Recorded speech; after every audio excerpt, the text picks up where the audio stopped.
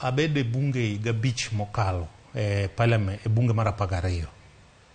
Onge samane wanyalo chopo dwe mar 4 kapok omiwa pesa moeo 80% kuom pesa monego omiwa kata 90.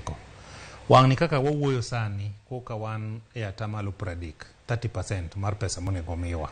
To financial year dhi rumo. Odong dweche 2.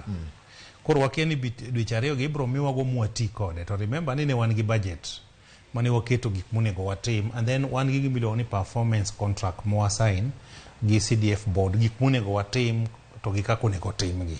Manyiso ni magi te ok dhi timore nikech sirikal poko ochiwonwa pesa. Mane momiyo wacho ni Kenya ok dhi kama ber nikech gik monego bed mokwongo ok bed mokwongo. Manyiso ni priorities mag gi ok right. Iyudo ka geche gi nyiewo, gi renovate offices, gi create offices maonge katiba kaka koro CSS 50 gi modhi timo. Na nene news ka ko wach ni sirikal nigi migepe 300 gi wiye, ka Musalia Mudavadi ne wacho ni tuko 300 gi wiye gi atamala 5 kende ema timo gimonego winjre, manyiso ni modong' gi te onge gimonego tim. To pod gi create position miluongo ni CS 50 to pesa be onge. Gi kao lam mosebede State House, gi muko gi keto cabros.